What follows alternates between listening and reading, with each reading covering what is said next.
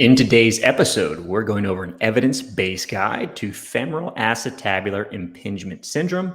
We're going to be going over assessment and treatment. Let's do it. First and foremost, thank you so much for your support. You truly allow me to do what I love for a living, and this is sharing my passion, fitness, physical therapy, all that good stuff. My name is Dan Pope. I'm a physical therapist. I'm a coach, personal trainer, and meathead. This is the Fitness Pain-Free Show where we help coaches and physical therapists like you get your patients out of pain and back to training. If you really want to support this channel and go the next step with your learning, consider subscribing to Fitness Pain-Free Insiders. It's a comprehensive educational resource and toolkit for the fitness and rehab professional. Think Netflix, but for trainers and physical therapists. It's got premium content from yours truly, from me, very similar to the podcast you listen to right now, but much more in depth. I've been updating this monthly for about 5 years or so. We've got over 100 webinars, ebooks, and complete guides. You have access to a private Facebook group. You can have all of your questions answered by me. Help to decide upcoming podcast topics. So there's something that you're really looking to learn more about and you want to hear my opinion on it, whatever it is, you can ask me. I can do that. And you can get started for just $1. After that, it's $12.99 per month. And you can cancel at any time. So head to fitnesspainfree.com, click on the programs link, then click on Fitness Pain-Free Insiders online library and get yourself started, right? Like I said, if you want to learn more from me, this is the next step. It's only $1 to get started. And if you want to support me, it's the easiest and best way to support me. All right, let's do it. So the bulk of today's episode is going to be going over a research study. It's actually not necessarily a research study. It's a consensus statement. It's a Warwick Agreement on Femoral Acetabular Impingement Syndrome. And this was done in 2016. Now, what the heck was this? It is an international, so multiple countries around the world, multidisciplinary, so physical therapists as well as physicians, right? And a couple other smart folks involved as well. It's consensus on diagnosis and treatment of femoral acetabular impingement syndrome. To the best of my understanding, is a bunch of smart folks get together. They present on the topics they're experts in, and they develop a bunch of pertinent questions, and they try to answer them based on the best available literature. Okay, excellent paper. You guys can check out. The link is in the show notes, and if you want to learn more, definitely read that. But I'm going to try to go through this paper today with a bunch of other papers to give you a good idea of how to work with folks with femoral acetabular impingement syndrome. So what is the history of femoral acetabular impingement syndrome? So the concept originated in 1936, but it wasn't until about 2001 from a surgeon by the name of Gons came up with a theoretical concept of impingement and the potential implications of impingement leading to osteoarthritis over the course of time. It was also in this time, 2001, where a surgical approach or FAI was developed, right? So here's the thing. Over the past 10 years or so, really 20 years or so, right? It's 2022 at this point. The number of patients diagnosed has risen substantially, diagnosed with FAI, as well as all the surgeries and treatment that's associated with it, okay? So now there's more procedures, there's higher healthcare costs, and the question becomes, are these treatments actually substantiated? Are we doing a bunch of these surgeries, right? Injections, whatever it is, and is it actually helping our patients, right? The other question we have is, are our diagnostic tools even accurate? So in 2012, Clohissy and Kim, which is a bunch of orthopedic surgeons, got together to develop a consensus statement for how to treat femoral acetabular impingement syndrome, okay? The only issue with this is that it was a bunch of surgeons, but there are definitely other professionals that work with femoral acetabular impingement syndrome. So in 2016, this Warwick Agreement was a multidisciplinary approach, which means they brought in physios or physical therapists, sports physicians, surgeons, and radiologists, 22 total expert clinicians and academics to try to answer some of the questions we have about femoral acetabular impingement syndrome. What I will say is that this is still very much an ongoing study. We're learning more and more about this, and we're trying to figure out the best way to treat our patients. So what is femoral acetabular impingement syndrome? This is a condition of the hip, and it's defined as a motion-related clinical disorder of the hip with a triad of symptoms, clinical signs, and imaging findings. It represents symptomatic premature contact between the proximal femur and the acetabulum, okay, the ball and socket of the hip joint. So the initial diagnosis by Gans et al. Was an abnormal morphology of the femur and or acetabulum. We'll go over that in a bit and what that actually is. Abnormal contact between these two structures, and especially vigorous supraphysiological motion that results in such abnormal contact and collision. So not only do we have contact, it's too much contact in that area. And this repetitive motion is going to result in continuous insult and pain. And you're also going to have the presence of soft tissue damage, which will be labral pathology. Okay. Now, the problem with this initial diagnosis is that you can have all these things occurring in the hip without any pain. Okay. So the newer definition of femoral acetabular impingement syndrome needs to be in the presence of clinical symptoms. Okay. It's a very large amount of asymptomatic hips. We'll talk about those numbers in a minute. So this new criteria developed by the Warwick Agreement in 2016 was that clinical signs and relevant imaging findings must be present for all diagnosis. Okay. So it's not just having damage within the hip, having a cam or a pincer morphology. It's actually having pain and symptoms go along with it. So what's the relevant anatomy for femoral acetabular impingement syndrome? So first, I apologize if you're listening to this via the podcast. At some point, you're going to have to hop on YouTube or Spotify to see the video of this. So on the left, we have an image of the ball and socket joint of the hip. You have half a pelvis as well as the femur, right? So the socket portion of the ball and socket joint is on the pelvis, okay? The ball portion is on the femur, and as you can see, they fit together really well, okay? On the inside of this joint, you have a few structures that we're going to be concerned about, right? So around the ball and socket joint is something called the acetabular labrum. And this labrum actually contains fluid, and the fluid is going to sit between the ball and the socket and provide cushioning and shock absorption when we're running, jumping, changing directions, and squatting, okay? Now, the issue with femoral acetabular impingement syndrome is that over the course of time, you can cause some wear of the labrum, right? You can tear the labrum, and you can lose this fluid between the ball and socket. Because of that, theoretically, there can be some more wearing and tearing of the cartilage and potentially more osteoarthritis over the course of time, okay? And we do have some research to show this does happen. So if you have a cam morphology or labral tear, it does increase the likelihood that you have osteoarthritis over the course of time. So here we have a hip joint. So take a look at this right here. This would be the ball portion, and this would be the socket portion. The ball and socket. This is my pelvis right here. So when I go into hip flexion, okay, so when I bring my leg up like this, I can get contact between the ball portion right here and the socket portion right here. So I have to have extra bone growth right on this portion or this portion right here. I will make premature contact between the ball and the socket, okay? And if I have too much of this over the course of time, that can lead to the labrum being pushed off, okay, and create some labral damage. And the two motions generally that are going to cause this are going to be hip flexion, okay, as well as hip rotation, particularly hip internal rotation. Because what that does is it presses the cam morphology or the extra bone on the neck or ball portion of the ball and socket up against the acetabulum or the socket, and that can create a pushing effect of the labrum off of its attachment.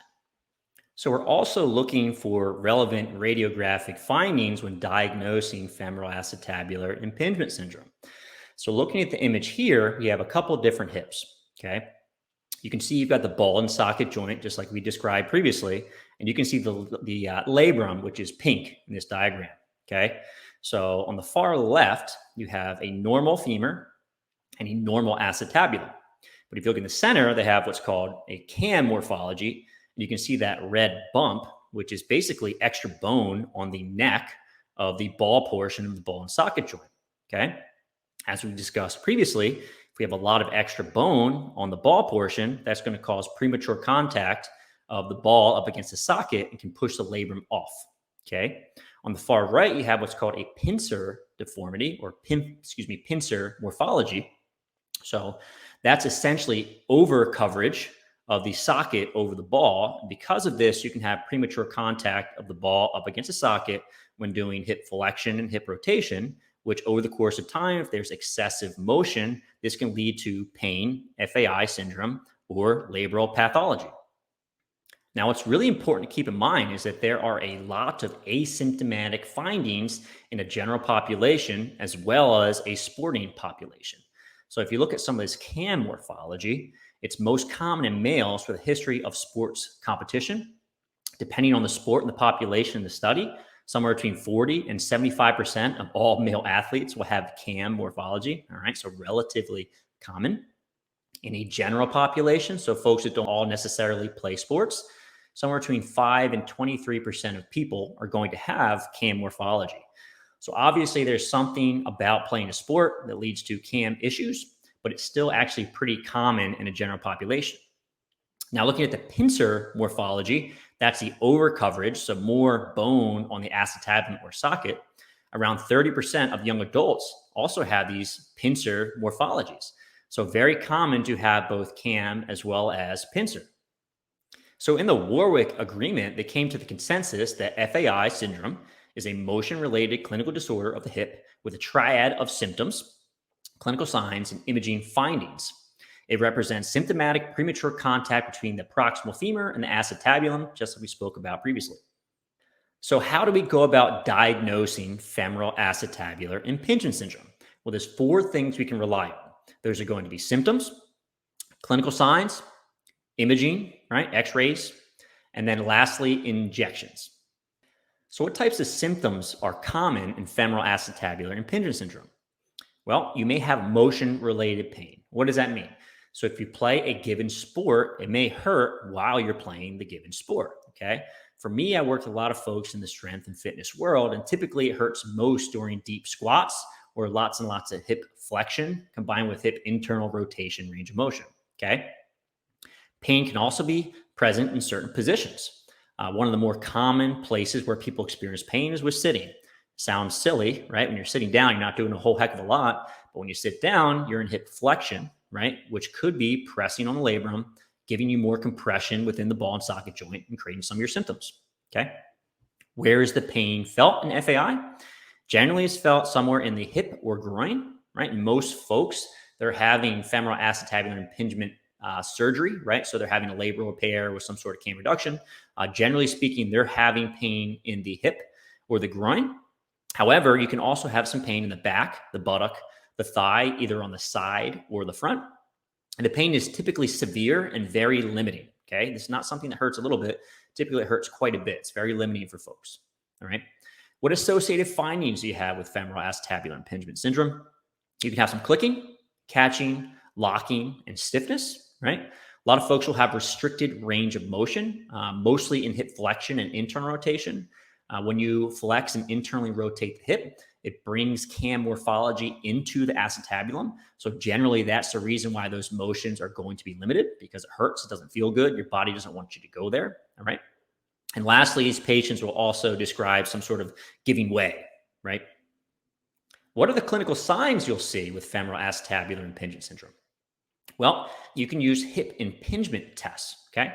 And this was a pretty cool study by Paulson et al. In 2020.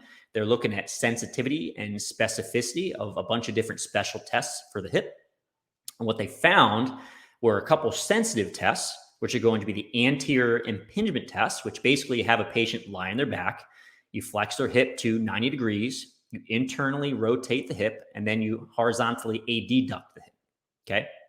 If this creates the patient's specific symptoms, right, the reason why they came in to see you that day, that's going to have an 80% sensitivity and a 26% specificity, right?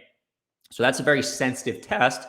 It's going to be good for ruling out FAI syndrome. It's not going to be very good for ruling in FAI syndrome, okay? The other sensitive test was the Favier test, which is flexion, adduction, internal rotation. Basically, the patient lies on their back. You flex the hip maximally, internally rotate the hip, and adduct the hip, right? And if that reproduces the symptoms, 80% sensitivity, 25% specificity. So again, terrible for ruling in FAI syndrome, but great for ruling out FAI syndrome. How about specific tests? How can we rule in FAI syndrome? Well, the one test that was actually pretty good and had a high specificity was going to be internal rotation range of motion testing. And what you have your patient do is have them lie on their belly, okay? Bring their knees together, flex the knees 90 degrees, and then maximally internally rotate both hips, okay? Now, if you have limited range of motion and or pain, that's a positive test, which has a 29% sensitivity, so terrible for ruling out FAI syndrome. It has a great specificity of 94%. So if this test is, positive, it's a good likelihood, 94% likelihood that person does have FAI syndrome. Next, I want to talk a little bit about the Faber test, because that's actually a really popular hip pathology test, but it doesn't have a very good sensitivity or specificity. In this study, the Faber test had a 54% sensitivity, so it's basically a coin flip whether or not this test is accurate, right? And has a 38% specificity, so even worse for ruling in pathology.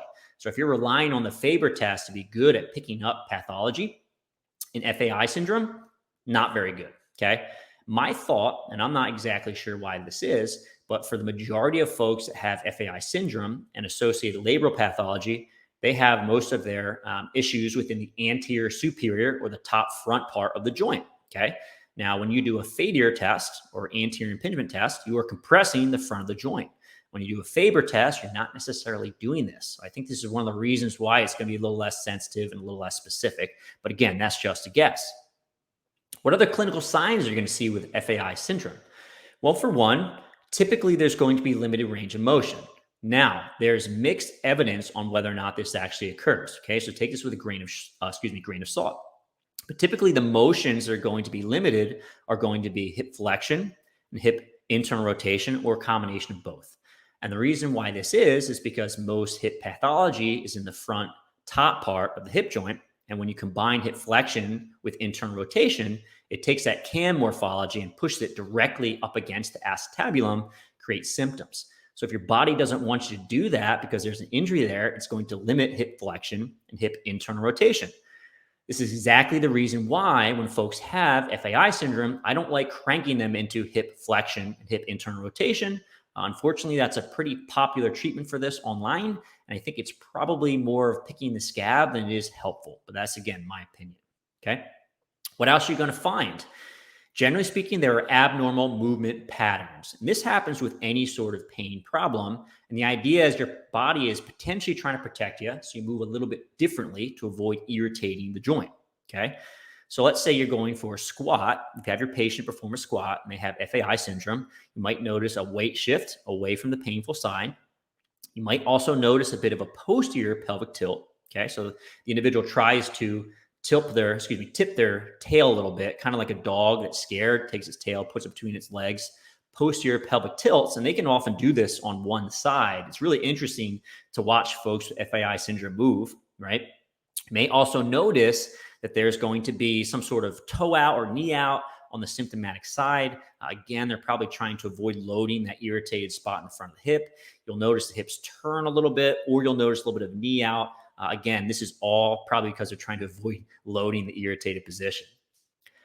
The other big thing that you're probably going to find with FAI patients is hip weakness, okay? I'm taking these numbers directly from a research article, and I think it's a pretty good piece of information for physical therapists to know, just because I don't believe this is common knowledge, but FAI patients had significantly lower strength than controls for hip adduction, 28% deficit, flexion, 26% deficit, external rotation, 18% deficit, and abduction, 11% deficit compared to the opposite side, okay?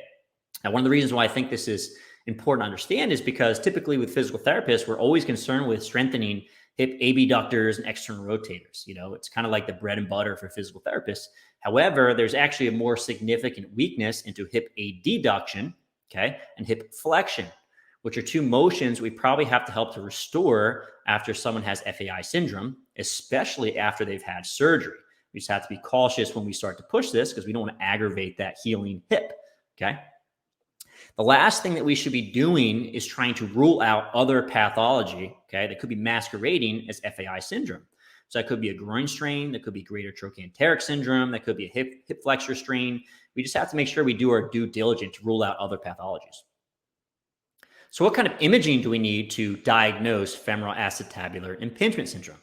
So we are required to either see a CAM morphology or a Pincer morphology or both, because sometimes we actually have both of those coexisting within a hip, okay?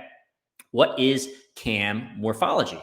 It's a flattening or convexity of the head/neck junction. Okay, I have an image here of a hip with a cam morphology, and then I have another image right next to it after someone had surgery to remove the cam morphology. And you can see there's extra bone on the ball portion of the ball and socket joint, and they just scoop that right out. So there's no longer that same bone there.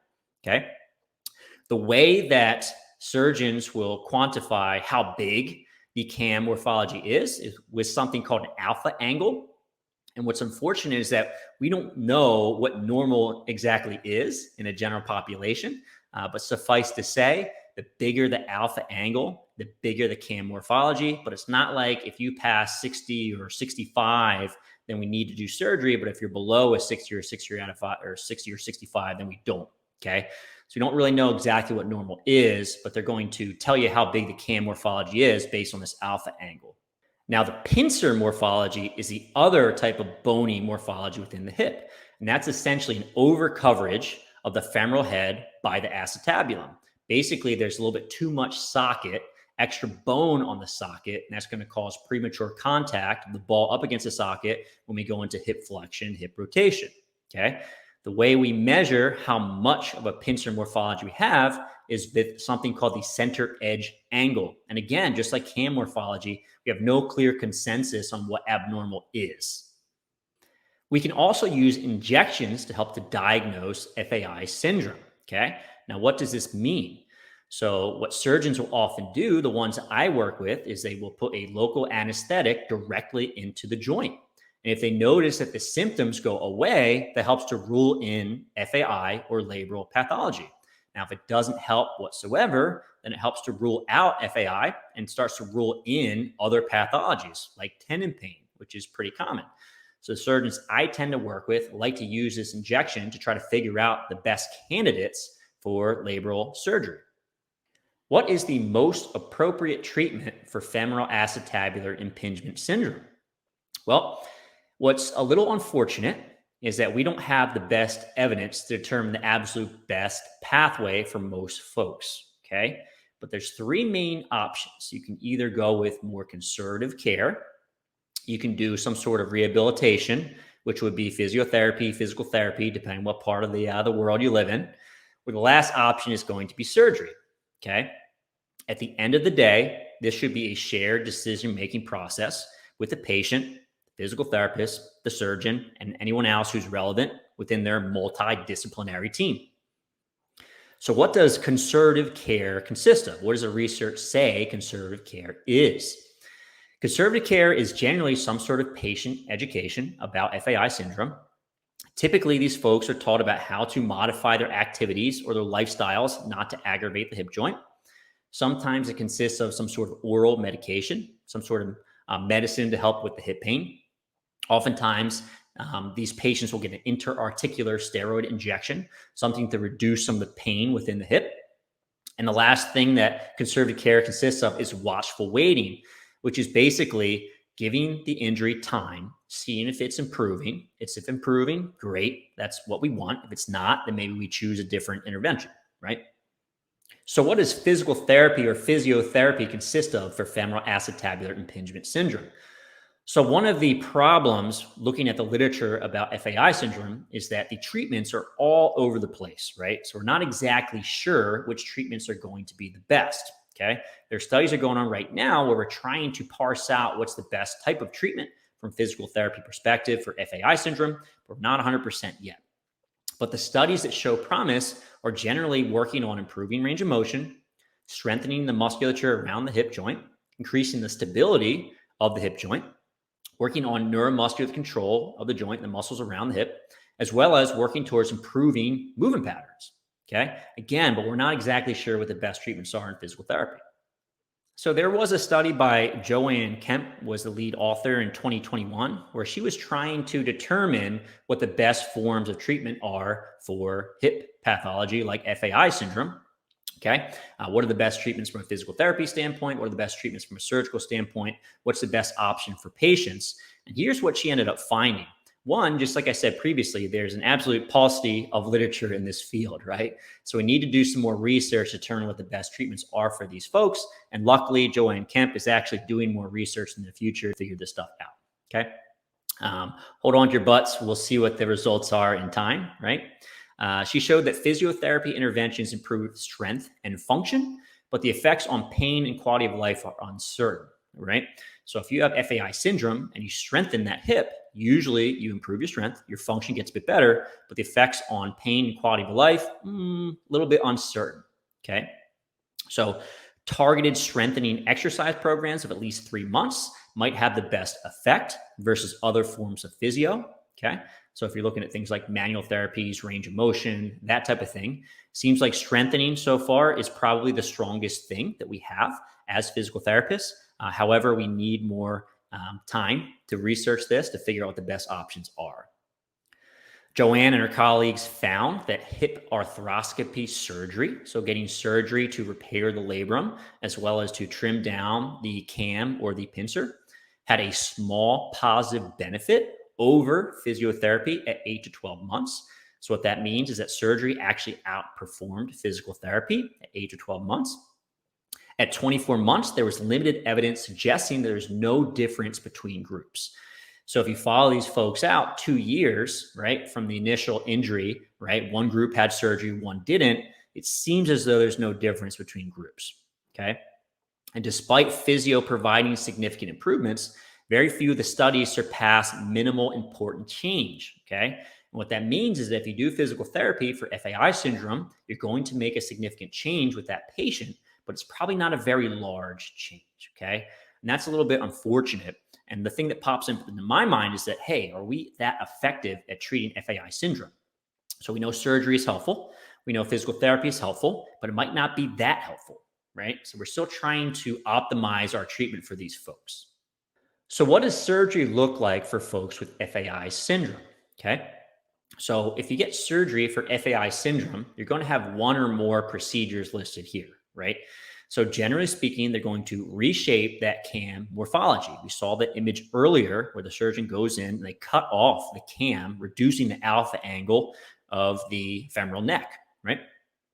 The next thing, if it's present, is they can trim the acetabulum. So if there's a pincer morphology, what they'll do is they'll trim off the extra bone. They'll make sure they don't damage the cartilage in the process, and it reduces that over coverage of the socket over the ball, okay? Also, they're going to repair the labrum. There's a couple options here. So if it's not too much damage, they can easily just stitch it back together. If there's too much damage, they can actually reconstruct the area with, let's say, a cadaver labrum. Okay. And if there is any cartilage damage, they can try to repair that as well. The one I see most commonly is microfracture. So they poke a bunch of holes in the bone where the cartilage damage is, and the body fills that back in with some more cartilage over the course of time. Okay. That does become a little bit more relevant when it comes to rehabilitation after you've had FAI surgery, but this is a topic for another day, so we're not going to go too in depth there. So here's another study in the American Journal of Sports Medicine from 2018. Lead author was Andrew T. Pennock. And what they did is they took 93 hips with FAI syndrome, okay? The study length was 2 years, right? What they found was that 70% of all of these hips were managed with physical therapy, rest, and activity modification, okay? An additional 12% of those hips went on to require a steroid injection. And lastly, only 18% of hips required surgery, okay? So when folks come in the door with FAI syndrome, you can give them an idea of how many folks end up needing surgery based on this study, okay? And the last piece is that among all of these individuals, so physiotherapy, steroid injection, and surgery, they had a similar outcome across all groups. Like we said earlier in the previous study by Joanne Kemp, it seems like FAI surgery or physical therapy tends to have a similar outcome depending on the study you look at. Some of the studies are showing that surgery is superior, but not by a whole heck of a lot, okay? Here's another recent study in the Journal of Orthopedic Surgery Research from 2022. Author was Yanlin Zhu et al. Conservative therapy versus arthroscopic surgery of FAI syndrome. What they're trying to figure out is if physical therapy is the way to go or arthroscopic surgery is the way to go with FAI syndrome. Okay, and here's what they showed. Surgery was superior to conservative care at 6 and 12-month follow-up. However, both groups improved. and there was a non-significant difference in some of the outcome measures. Okay. So if you start to read through this study, you'll find, yes, surgery did outperform physical therapy in a few outcome measures, but other outcome measures showed the same progress over the course of time. Okay. The other problem here is that we don't have a great definition of what conservative care is. Okay. They were looking at 6 different studies within this analysis.